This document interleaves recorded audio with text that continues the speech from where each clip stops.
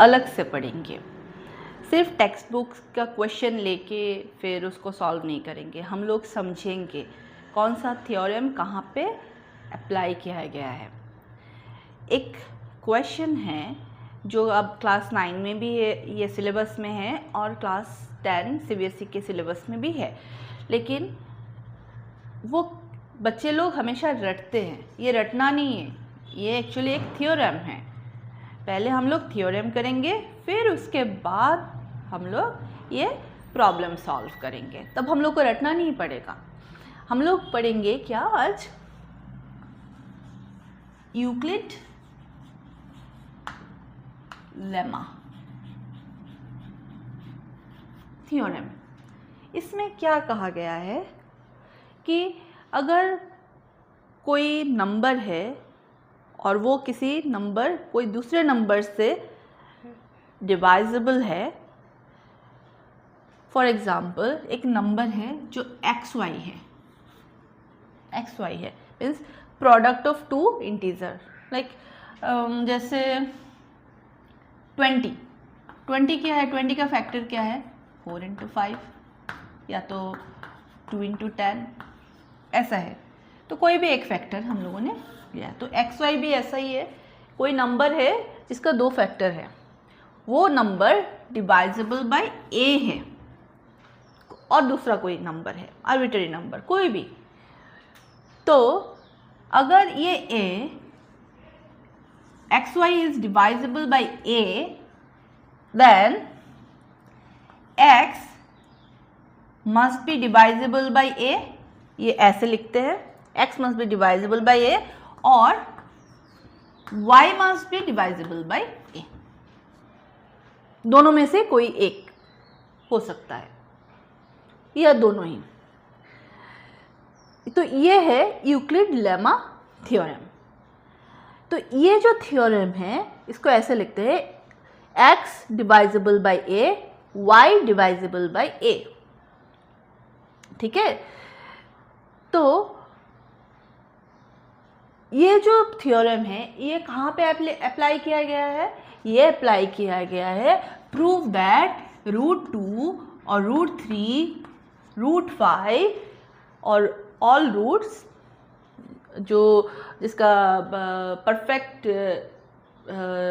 Root नहीं है, तो उन सबको प्रूव करना है कि वो इरेशनल नंबर है। तो अब कैसे हम लोग प्रूव करेंगे? तो फर्स्ट हम लोग एज्यूम करेंगे कि ये जो रूट का वैल्यू है ये रैशनल है। तो रैशनल का क्या मतलब है? रैशनल होगा कि p/q और x/y फॉर्म में ऐसे हम लोग लिख सकते हैं। तो वो क्या है? x एंड y क्या है? वो इंटीजर वैल्यू होना चाहिए एंड बोथ आर क्या होना चाहिए? कोप्राइम होना चाहिए। ठीक है। अब कोप्राइम क्या है? बहुत लोग कंफ्यूज हो जाते हैं। प्राइम नंबर तो हम लोग को पता है, कोई भी नंबर जिसका फैक्टर वो खुद होता है या तो 1 होता है। तो कोप्राइम क्या है? कोप्राइम होता है वैसे दो नंबर, कोई भी नंबर हो सकता जिसका फैक्टर, कॉमन फैक्टर यानी HCF सिर्फ 1 ही है। ठीक है। तो वैसा होता है आपका ये कोप्राइम। फॉर एग्जाम्पल 15 तो प्राइम नंबर नहीं है ना, 15 प्राइम नंबर नहीं है, 16 भी प्राइम नंबर नहीं है। अच्छा, अब थोड़ा दूर लिखते हैं। 15 का फैक्टर्स क्या है? ये है, ये है। ठीक है। 16 का क्या है? 16 भी प्राइम नंबर नहीं है, ये। देन 2 × 8, फिर क्या है? 4 × 4, ये सब है ना। लेकिन यहाँ पे कॉमन क्या है इन दोनों में? सिर्फ 1 कॉमन फैक्टर है, means HCF is only 1। So 15 and 16 both are coprime. तो ऐसे ही हम लोग जब रैशनल नंबर बोलते हैं, एज्यूम करेंगे, तो जो हम लोग न्यूमरेटर एंड डिनोमिनेटर लेंगे वो दोनों लेंगे कि वो दोनों कोप्राइम हैं। फॉर एग्जाम्पल लेट √2 = क्या ले, a by b where a and b are co-prime, ऐसे लिखते हैं।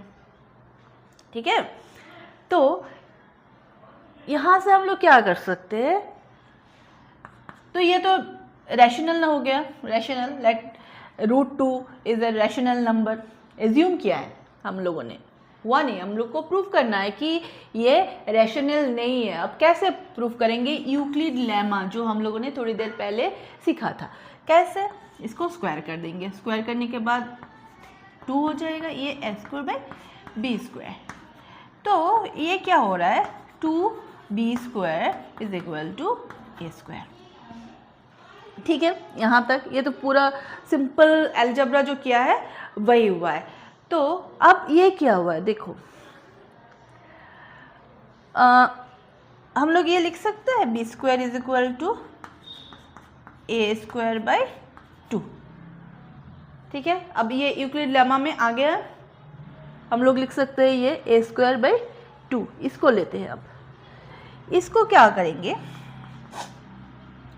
a² मीन्स a × a हो गया, xy/ हम लोगों ने क्या लिया था, xy/a लिया था, तो यहाँ पे भी xy/a हो गया है कि नहीं, xy/, ये तो यूक्लिड लेमा में क्या है, if a² is divided by 2 then a must be divided by 2 हुआ है, यूक्लिड लेमा फर्स्ट आ गया है।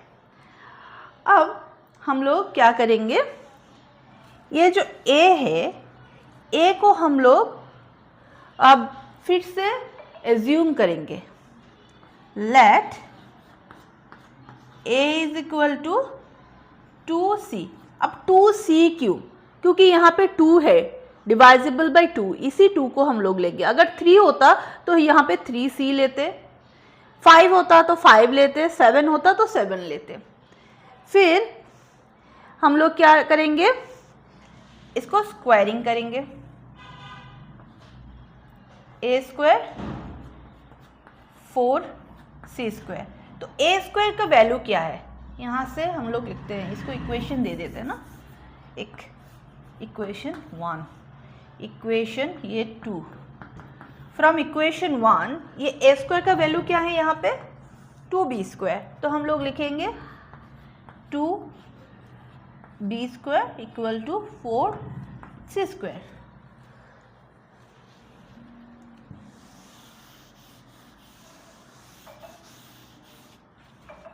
तो इसको अगर हम लोग फिर से सिंप्लीफाई करेंगे तो क्या होगा, b² = 2c²। सो c² = b²/2, यहाँ पे भी b²/2, यहाँ पे भी यूक्लिड लेमा का थ्योरम लग रहा है, तो हम लोग क्या लिख सकते हैं, b is divisible by 2। ये इक्वेशन 3 हो गया। अब एक चीज नोटिस करो, यहाँ पे क्या है, इक्वेशन 2 में भी देखा गया है a is divisible by 2, और यहाँ पे भी क्या है, b is divisible by 2।